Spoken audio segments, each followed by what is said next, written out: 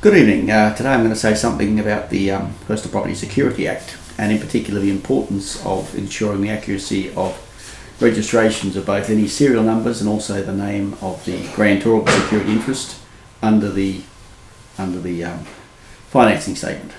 And I'll be doing so in the context of a recent New Zealand case called Polymers, P-O-L-Y-M-E-R-S International Limited, and Toon, T-O-O-N, 2013 NZHC 1897, decision of Justice Asher, which was decided last year and which is on the Cognate New Zealand provisions with respect to registration. And it's relevant to our discussion in Australia because we have a similar financing regime, of course, for a similar registration regime in terms of perfecting security interest, and we need to be careful pursuant to sections 165 and 164 to avoid any seriously misleading defect. That's the sort of defect which will invalidate the registration. That of course will mean that the security interest isn't perfected in terms of being perfected under the Act, and therefore you will lose your priority, which is a very unpleasant position to be in. And one might suspect that this is going to be a source or potential danger of litigation against solicitors and others involved in actually filing financing statements, because this is the sort of situation which it's all too easy to make in terms of a purely administrative error. And you won't pick that up until, of course, too late, when either a receiver, manager or some other creditor or liquidator comes along and says, well, you gave us a PPSA lease, we've been there in possession of it, and as a result of it we advanced some more money under a general statement and you didn't register properly. Now, if you want to look at this area in detail, there are a couple of good books out in the area, but one book I quite like is one by Tony Duggan, D-U-D-G-G-A-N, and David Brown, my mate David Brown, Professor Duggan, Professor Brown, David's down at the University of Adelaide, he's the Dean there, and LexisNexis, Australian Personal Property Securities Law, and may look at it in the context of paragraph 6.51 and following.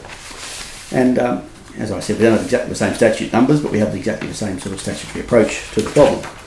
And in Polymers International, unfortunately, liquidators had come in and there were some errors which were said to invalidate the registration of the financing statement.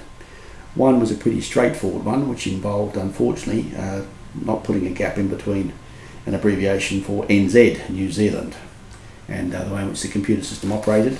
That led to the possibility that there would be a misleading document file, because of course anyone searching could be misled. Remember, the whole basis of the legislation is to provide an easy access, easily accessible computer driven registry, which will allow you to find whether or not someone else has got a security interest in the relevant chattel pretty easily. And as a basic matter, validity of a registration of a financing statement is not affected by any defect, irregularity, omission or error unless it is seriously misleading. And it can be deemed to be seriously misleading if the name of a debtor required to be entered is not entered, or possibly the serial number of the collateral. The collateral is consumer goods or equipment of a kind described by the regulations to be described by a serial number in the financing statement. And a bit like the trade practices position, it doesn't matter whether nobody was actually misled, because the key point is to be able to find the particular person who was granted interest. So if there's a problem, as there was in this case in the misdescription of the company's unique number under the New Zealand Companies Act, that was a particular problem, and that of course leads to some difficulty.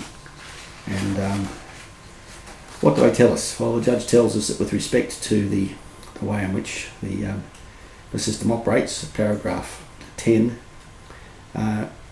His Honour says that the PPSA in New Zealand in 1999 turned the previous chattel security system, which had been accurately described as a quagmire, into a modern centralised register that is fully accessible online with no physical office and no paper-based records.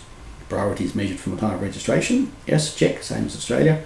Commensurate with what is contained in the financing statement, a search corresponds to the entry of the name of the debtor, reveals by general description of specified property, and gives notice that parties will enter into a transaction in respect to that property. And as a result of that, The most characteristic difference between notice filing and traditional systems is that notice filing is party specific rather than transaction specific. What is filed not with details of particular security, but notice that certain parties have entered into or may in the future enter into a secured transaction in relation to specified property. And therefore, unsurprisingly, the name of a debtor is a critical element of the financing statement, because it's the indexing point for all searches, and an error in the debtor's name will mean that secured interest will not be discovered by a searching creditor.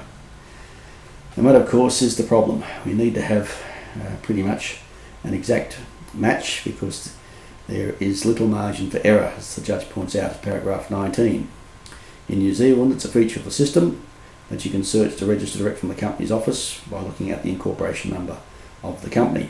And therefore, if you left out that number, consequence would be fatal, because under the registration system, the question is not a penalty penalised in terms of rejecting registration, but of course later invalidity, and that is the key problem.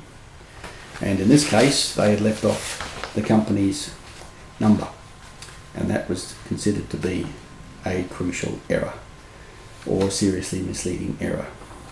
Had some other New Zealand authorities earlier which have suggested that slight errors wouldn't affect matters, but in this case that was a serious error. And when the second problem that had arisen was that they hadn't actually noted that the statement or interest was being involving an incorporated body, and that was an error which was interlinked with the error with respect to the company's number. Well, with the same issue arises in Australia, the learned editors of the book, learned authors, seem to think that it would, and they give us an example of an Ontario Court of Appeal decision in Fairbanks and RBC, Royal Bank of Canada, 319 Dominion Law Reports, 4th series at 618, and a funny old case there where there was a question of the company's name being spelled Technology, Tecnology, without an H, and the result of leaving that H out in terms of the statement meant that when they filed a registration statement with spelling it incorrectly with the H in, Tecnology, even though of course that's the correct spelling, that was also held to be seriously misleading. So we can see there from these cases that as a practical matter it will be very important to ensure that everything is absolutely tickety-boo.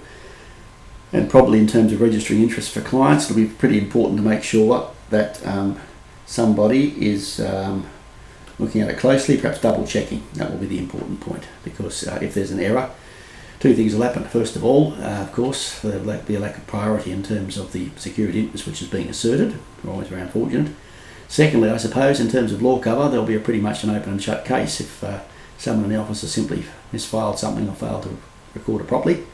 Solicitors, of course, highly trusted and highly paid, because normally they're very, very good at checking all the details and getting all the accuracy correct.